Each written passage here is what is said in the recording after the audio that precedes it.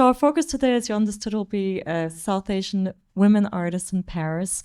And we're going to discuss more precisely 3 women artists, Zarina Hashmi, that is, though she preferred to go by her first name, Novera Ahmed, and Zubeda Aga.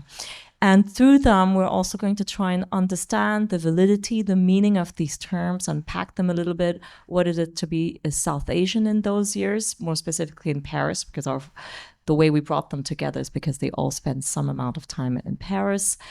What is it to be a woman artist in those years, both in their place where they made art and in the different places that at some point in their life they considered home? And how did that differ also from being a woman artist in Pakistan, perhaps, or in Paris or in New York, in the case of Zarina? So these are just some of the subjects that we hope to broach. We only have an hour, so we'll cover as much as possible. And to begin with, I wanted to ask all 3 of you how you first encountered these artists. I know sometimes you may have known them, met them. Is it through their archives? Is it through their work? And what makes them as not just their biography, but their artworks, their production? What makes it unique and special to you? Shall I go first? Sure. Thank you very much. I think what draws me to Novera Ahmed was specifically her art, first of all, which was very unique and modern in the context of her times. She was born in 1930, and they say that she was born in the jungle of Bangladesh, which is known as the Sundarbans, and after that grew up in Kolkata. After that, there was the partition and she moved to Bangladesh. And then from there, she went abroad to London in order to study at the Camberwell School. Her art represents a significant departure in terms of modern style, approach. And generally speaking, she has experimented with a number of mediums. For example, there's a touch of architecture where she designed a memorial. There is the sculpture where she has experimented in metal, in cement. And there is also painting, which she did, especially at the near the last 3 decades, you could say, of her life. And in each of them, she looked at a modern representation of what you could say as Indian mythology, of Bangladeshi terracotta work, of even Zen Buddhism, in which she was very interested. So these are very powerful themes. And I think that when I first saw them at her house, her atelier, this was 2019. She died in 2015, as you can probably see in, I don't know, in one of the slides, you'll see that. So I never really met her, as she did not meet a lot of people because she went into sort of self-seclusion. But her art speaks about a lot of the trauma that she encountered. And this was so powerful. And secondly, I think it was important to just understand her life as she lived abroad, almost in exile for about 50 years, most of the time in Paris, and then later on outside Paris. So the combination of a life and a legacy, the way she approached, the different issues of her times, her personal ones, brings together a very unique message, which I think needs to be actually presented and pulled together. Thank you. So for me, Zubeda Agha, I'm a little bit biased because being from Pakistan and interested in modern Pakistani artists, and in particular women as well. And I think because my career started off in the commercial sphere, I was looking at the artists that were doing well in the modern art market. So that included Sadiq Khan and Bashir Mirza, who are men. And so I kept thinking, what about the women? How are they exposed? How do they work in the art historical reference? And that's how I came across Zubeda Agha, who in my eyes, and I think most people's eyes, as you can see over here, is probably considered the first modern abstract artist from the country. And she was able to make a deep impact, not only with the way she painted, but the way she taught and the institutions that she opened up and worked on as well in Pakistan. And I think her legacy is incredibly important, and her time in Paris and London and otherwise was also crucial to the way she worked as an artist, but also as an art administrator as well. And so the question being, how did I come to Zarina? for the simple reason that I've always been interested in her work, and I have written on contemporary Indian art. But I was especially interested in her also because the kind of very spare, minimal work she does is rare in India. And of course, the most emblematic example of that kind of abstraction is, of course, Nasreen Mohammadi, whom Zarina knew very well and was a very good friend. And incidentally, I think both born in the same year. But my interest in Zarina's work was also I was intrigued by the way the abstraction is not just a formal concern for her, but also how the abstraction encodes various kinds of subject positions, and most prominently being, of course, the fact of being sort of not really living in, the fact of living in several different places throughout her life.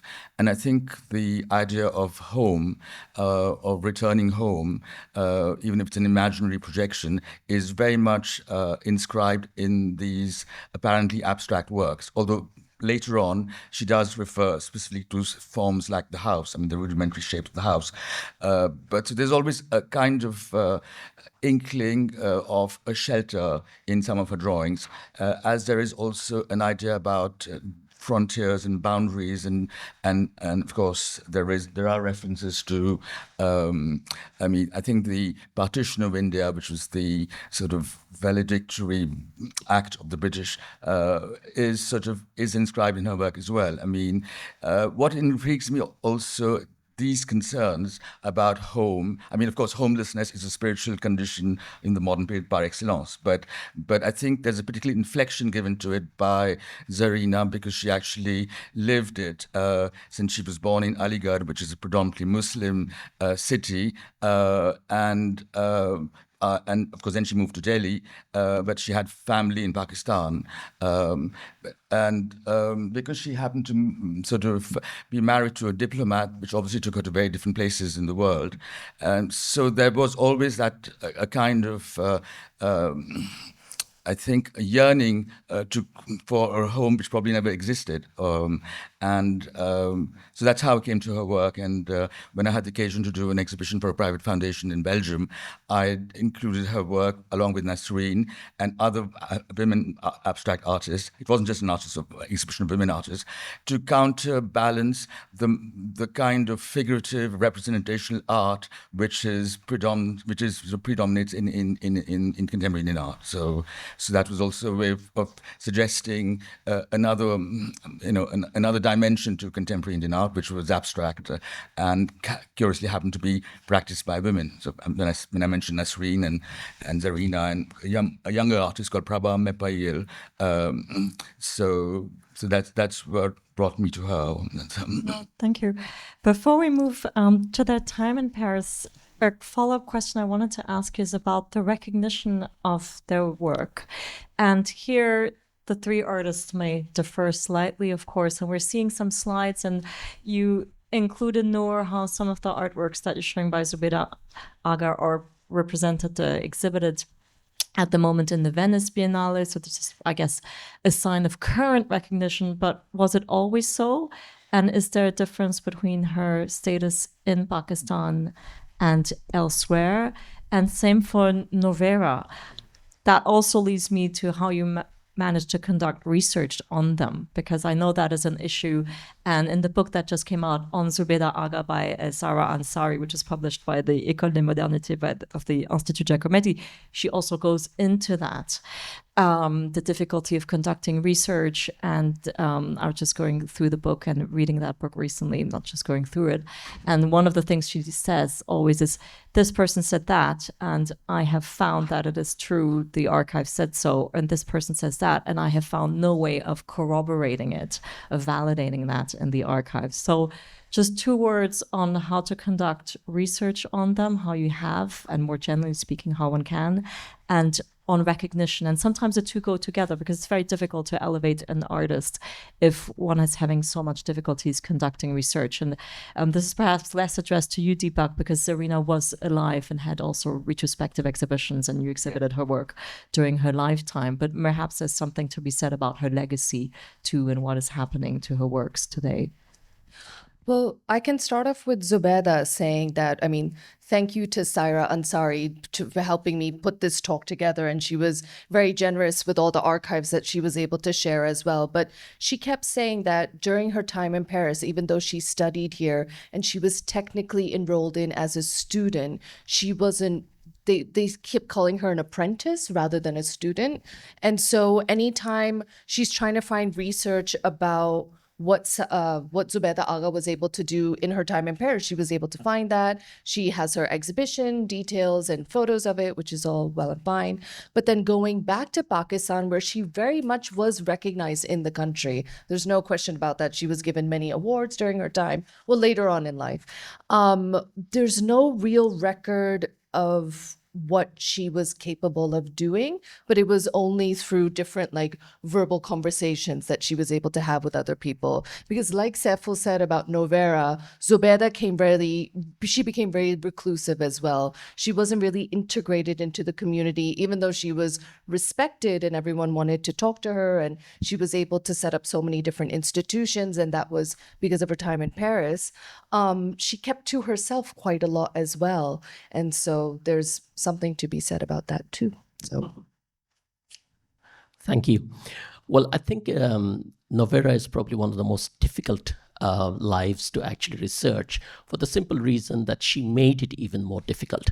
Having been born in 1930 and having gone to London for her art schooling, and at that time she actually worked with Karel Vogel, very famous sculptor, Jacob Epstein, and then later on she went to Italy, spent time with Venturino Venturi over there. And she also, in Paris, she circulated amongst different groups such as the Cobra movement and then Giacometti and so on. However, she never gave a single interview. She never left anything in writing. And she almost made it a point that if you want to understand me, then look at my art. I do not want to put any interpretations on it.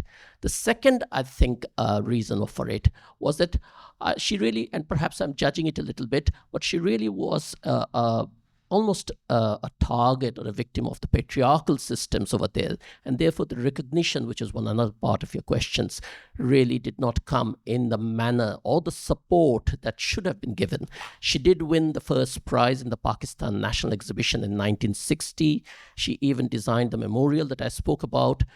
But the recognition for that went to the male partner and rather than to herself. So it is very difficult that only her work survives, and even out of that, almost 40% has been lost during various transitions. There is a few books and articles on her. One or two of them she read during her lifetime, and she said this is more fantasy than a biography, so she almost discounted them. However, there is a small piece of writing where she insists that art must become a part of our everyday lives. And she said art must come into hospitals, must come into hotels, must come into residences. She mentions that. And there's this very small thesis, part of it that survives in terms of sculpture and dance, because she is very, very involved in Indian classical dance, and she won medals in that too. What really comes through, I think, is that in the later part, when she was in Paris, her partner and later husband at that time, who was with her from the 60s, kind of like late 60s onwards, has some information. He's still alive. He has information. Not that she shared much. I mean, she spoke fluently English, French, Bangla, Hindi, but she refused to take a French passport, even though her work was bought by the Ministry of Foreign Affairs over here. She said, I'm a Bangladeshi, first and foremost. She always wore a sari. She always kind of loved Bangladeshi sweets and so on. So she maintained an identity, almost like an island within France itself. So it's not an easy matter, but I think that is the challenge of it. The challenge is to rediscover, what were her primary drivers, to look at her work and to see the themes, the genres, the geography that she crossed, and to come out with a feeling of what went through, and to tie it up with the social political and economic history of the country at that time. So those are the ways that you trace it out, I think. Well, as far as Zarina is concerned, there's not really a problem about archives or material because she died very recently. And she did have a show with galleries. I mean, the gallery she had is later. I mean, she had galleries, of course, in India, but also in Paris, so there's no problem as far as that's concerned.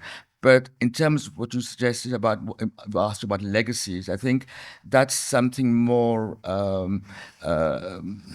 I think it's a rather slightly belated recognition, not just of her work or her contribution, but also in terms of, I think paradoxically, although she didn't live in India, but like Nasreen Mohammadi, the kind of abstraction she practiced was marginalized because the main trends in contemporary Indian art from, let's say, just even from the late 70s onwards, although there was abstraction happening in India, but it was overtaken by figurative art, by representational art, rather polemically so by its partisans. And so for a long time, I mean, this kind of abstraction, like Nasreen's or like Zarina's, was in a sense, was appreciated. It had kind of succès d'estime, but it wasn't sort of,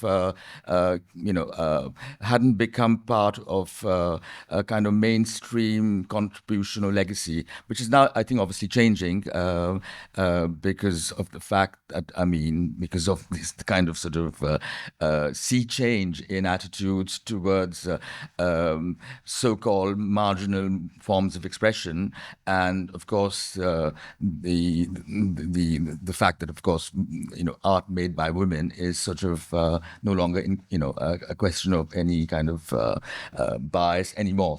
But I think in her time there was I mean, she was esteemed, but I don't suppose she got the kind of recognition she deserved, which is the same with Nasreen as well. I think the first time an international audience actually came to see Nasreen was in Kassel, in Documenta. And Zarina's sort of important show, which happened at the Hammer Museum in California, the University of California, and then went to the Guggenheim and then to the Art Institute of Chicago, was again a rather late moment, but it was a crowning moment really in her work, in her life. So. Absolutely. And I wonder with Zarina also of the fact that she wasn't, contrary to Nasreen, that she wasn't in India, whether Baroda or Delhi, where some of these other artists clustered, also mattered. And all three women artists we're discussing are profoundly individual. I don't want to use the term individualist because that sounds negative, but they have a very distinct trajectory. And there's something about their persona, which you explained so well in the case of Nevera Saiful. That leads me to another theme we wanted to approach, which is what Paris meant for them. If you can just first remind us also the years in which they were in Paris.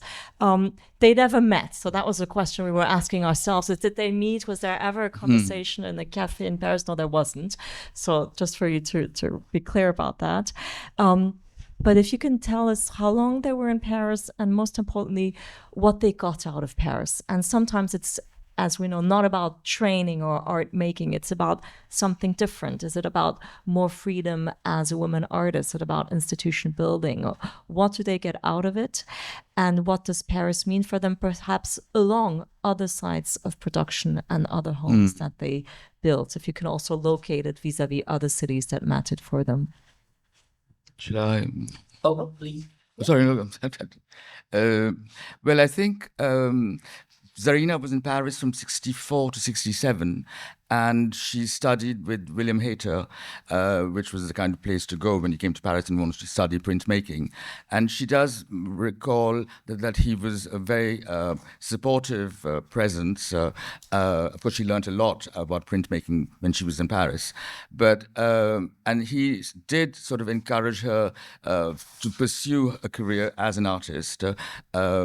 And so I think, and certainly in Paris, she did see a lot of work. and given the fact that she was married to a diplomat, suggests that she was already part of some kind of cosmopolitan milieu. But so, I mean, she says that, I mean, her time in Paris was spent looking at, she mentions Noam Gabo, Pevsner, which are English artists, but she mentions them, but having seen them in Paris, but also Brancusi, of course, and Vieira da Silva, and Malevich. So I think that's a kind of sort of formative period in Paris. We don't know very much about which other artists she saw or she met, but one would think that because she was at Haters, which was a place which was very international in terms of the artists who came to study with him. So obviously she was, in contact with people who, during those years, with other people who were studying in Paris in his Atelier 17. But in New York, I think when she moves to New York in 77, first to California and then to New York, she was associated with the group of women behind a journal called Heresies, which was a kind of feminist journal, as she took part in another exhibition, which was again of women artists. And so through that connection, she was familiar. She met Lucy Lippard, and she knew about her writings, and she also was particularly drawn to Anna Mendieta and Louise Bourgeois. And so I think she tended to be a rather reserved person. And earlier on, I wanted to say about the kind of visibility which came a bit late. I think it's also the kind of sort of refinement and discretion of her work is something that it also goes along with her as a kind of reticent person, which I think when one thinks of Agnes Martin, for example, there's a nice parallel there as well in terms of someone who is not... who prefers to be, not in the limelight, so to speak, although there are other women artists who are more flamboyant. And just to sort of, as an aside, when I say flamboyant, when you think about the emblematic modern Indian painter, Amrita Shergill, who was at the École des Beaux-Arts in Paris during the 30s, I mean, she was the exact opposite of any kind. I mean, she was perfectly at home in Paris, and etc. So have I digressed? I mean, I'm in terms of sort of to go back to Zarina. I've answered the question. Yeah. Thank you. Just to go off of what you just said, I was actually, when I was thinking about this discussion and how we were going to go about it, I was able to speak to Zuhur Akhlaq's daughter, Nour Jahan Akhlaq, who said that actually he and his wife, Scheherazade Alam, were able to meet Zarina when she was in Paris, right, and actually got to know each other a bit better when they all went to New York. So Zuhur Akhlaq and Scheherazade Alam were Pakistani artists and, were very well known in that region as well. And then as I was reading through the documents that were shared to me by Saira Ansari, which I'm very thankful for, she said that actually Zubaida Agha was able to see Amrita Shergill's exhibition, not here, but obviously time difference, but in Lahore, her last exhibition there. So there was Really? Because she learned about her in Paris. So that's also a nice little connect that I found there. Zubaida Agha, born in 1922, she came to Paris from 1951 to 1953. And she was at the, please excuse my pronunciation, she was at the L'École des Beaux-Arts? Beaux-Arts. Thank you. See, I knew I would mess it up a little bit. Yeah.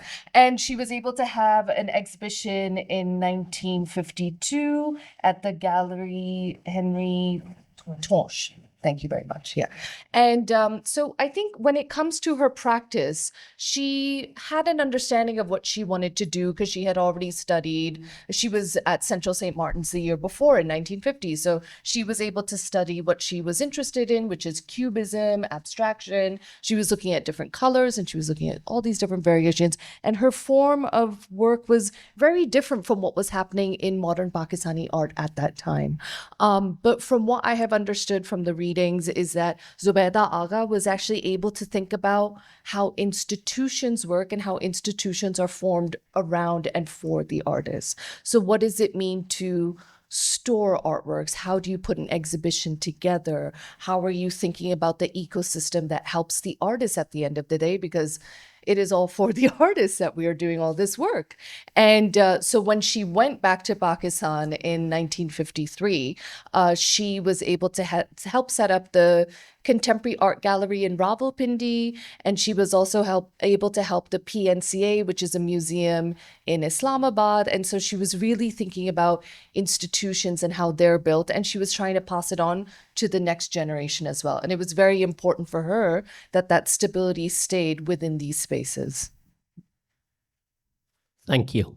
Well, we are in Paris, so how can one criticize this city? All right.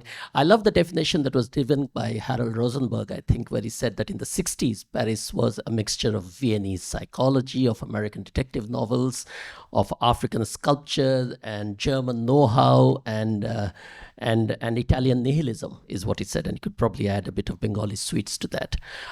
Generally speaking, I think Nour, who studied in the UK and from 1951 till 1954, she visited Paris in between, and she actually liked the sculptures of Rodin, and went around over here. She got to know some of the artists over here too, but then she left and went back again. When she returned from in 1964 to Paris, and then went off to Bangkok in 1967, and then returned again in 1973, after which she lived in Paris. And I think France, and especially Paris, was a very important stepping stone for her, because she was looking for creative and personal independence. And Paris, in its bohemian nature, represented that.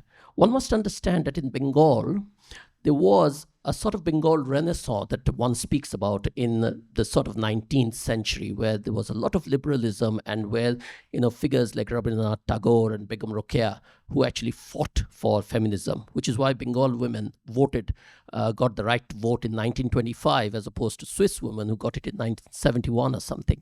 So there was a lot of Renaissance over there and activities that were happening. And that sort of struck a chord with the French Renaissance, perhaps, which happened about 100 years before that. And to Nour, these two, because she was very fascinated by the fact of this rebirth, this represented a very good opportunity to actually showcase her work. She had two shows in Paris, one in 1973 at the Galerie Rive Gauche, again mispronunciations probably, and a second one in her own gallery, Sielski, which happened in 2014, a retrospective. And in both of these, there were very favorable comments. Some of the artworks were actually bought at that particular time. So this was very important for her. However, I must also say that I think by the 1980s, Paris had lost a little of the charm that it initially had for her. And she wanted to move away from the city, and she moved off to La Roche-Guyon, something like about an hour and a half from here. And she lived over there for the next 25 years. And to her, that was close to nature, to the flora and fauna that she loved, and it gave her that sense of isolation that she also thrived in to some extent. So yes, Paris was extremely important in terms of her initial flowering, in terms of meeting others.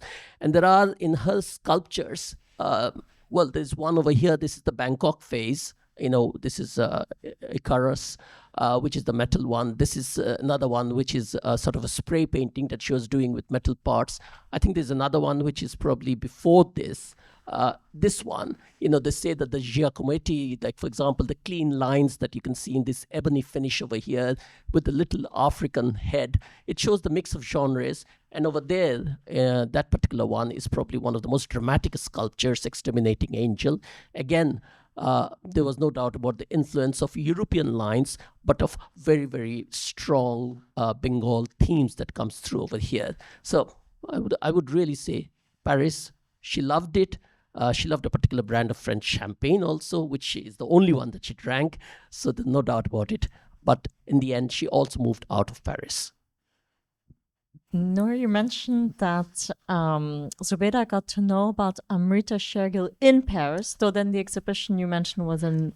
Sorry, no. So she knew about sorry, I said that. Did I get it wrong? No, I said it wrong. And I realized that as Saiful was talking, I was like, I need to correct myself. No, she learned about the school by going to Amrita Shergill's exhibition in Lahore because she was there from 51 to 53.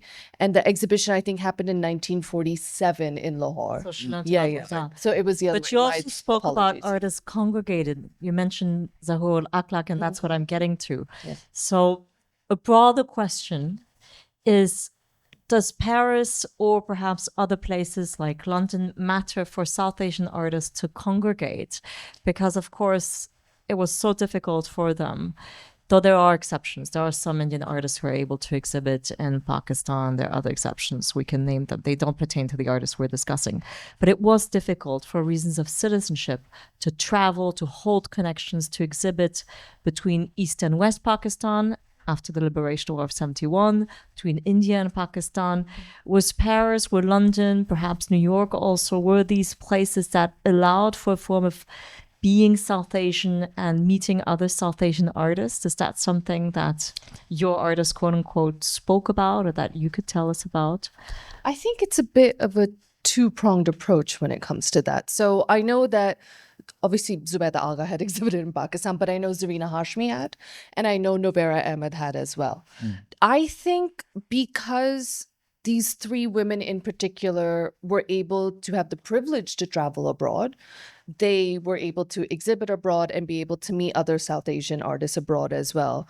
I think because of colonization and global histories, people were able to, again, meet abroad. But initially, I think it was much easier to travel within the region, whereas today it's probably not. So if you go back into certain archives for different galleries, you'll see that other modern artists from Bangladesh, India, and Pakistan have exhibited together, but it is in either London, New York, or Paris, or somewhere else. So then what does that mean in regards to how people are showcasing? Because, I mean, at the end of the day, I think they did conglomerate and meet and have like a small community within themselves when they were in these different cities.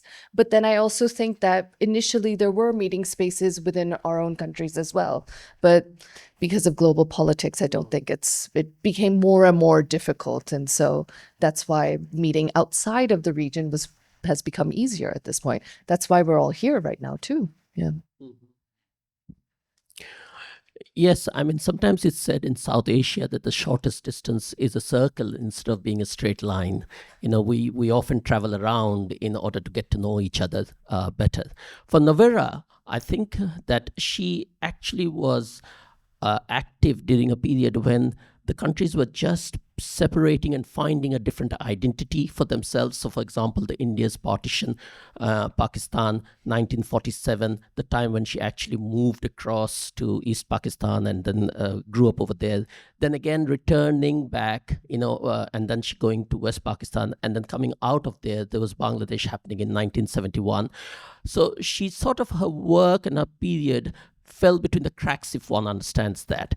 I think that is one particular geopolitical coincidence. I think the other one was that the opportunities that one gets in order to actually see the works of Western artists and how to sort of adapt them. I don't think any of the artists ever copied them, but I think it was a question of transmuting, of adapting those works, of using those unique motifs that they had within themselves. Those opportunities came over here. Today, I think if I'm going to the question about South Asia, though we are 7, some say 8 countries over there, the difficulties exist because I think it's a question of some sort of politics, a combination of that, some sort of inherent almost animosity between some of these places, which restricts, unfortunately, the free flow of ideas across these countries. And Novera, for if I speak about her, was a firm believer in almost a united India. I mean, she loved the idea of India staying together, of even Pakistan staying together, because she thought that the colonial rule had very expertly divided us into different regions and therefore reduced us. So for her, it was very important that she would just delve very impartially into anything she liked. And she visited India about 8 times more than any other country, actually. And so she was very, very willing to dip into the cultures of other countries. What about Zarina and the issue of border and borderlessness in her work? Yes, I think as I alluded earlier on, it's sort of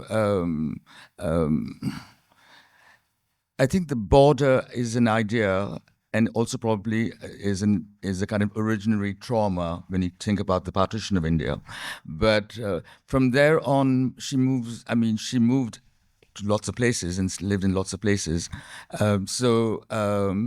I think paradoxically that was also the idea of homelessness was also a way of being at home everywhere, wherever she found herself, I think. Which is why, she came to India often when she was based in New York. So it wasn't as if she was, she was aware of what was happening, in Europe and America, but also what was happening in India. So I think her work sort of foregrounds the arbitrariness of borders on one level, but it's also, I think, one also needs to keep in focus that it also wants to be a statement in lines, and so there's that abstract quality which is very important, obviously. So I think that's a fine dividing line between her own trajectories and the subjective sort of undertows of those displacements, and but also at the same time a kind of a sense of being at home in the world, really. That's how I would think of it. Perhaps on those words, we should open up and ask if there are questions in the room. I think we have a microphone. And I just wanted to add just one last thing on a formal level. When you mentioned South Asia, and I think it comes into her work very differently, because I think Zarina's work is all about also about a certain aesthetics of silence, and it's also about even visually, formally, the work is about intervals, spaces between lines, and that kind of punctuation, that kind of respiration is also very important in terms of sort of, because it does reflect an interest in Far Eastern aesthetics. She'd been to Japan, and so the idea about emptiness, about which is so important in the Japanese way of describing a void, for example, goes hand in hand with her interest in Muslim Islamic architecture, obviously, in these wonderful musharrabiyes, these partitions between inside and outside, which again then is indexed to the idea about a shelter, about home, etc. So I think there's a kind of syncretism where Asia, things from different parts of Asia get assimilated and acquire the kind of concision and spareness which was her signature. Absolutely. Thank you for adding this very important point. Do we have questions in the room?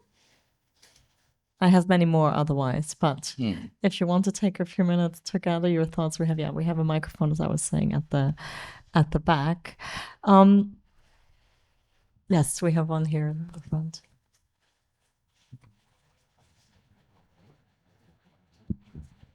Well, thank you for the talk. It was really insightful. I had a question about, when you talk about a lot of these artists exploring the idea of the lost home and going back to, finding that home, I wonder how the experience of, finding that home differs for male and female artists, especially from South Asia, in the diaspora. And I was wondering if there is a relationship with the idea of ownership of land and how that differs for the male and female experience, especially in South Asia, when you talk about the dichotomy and, like the male and female, I guess,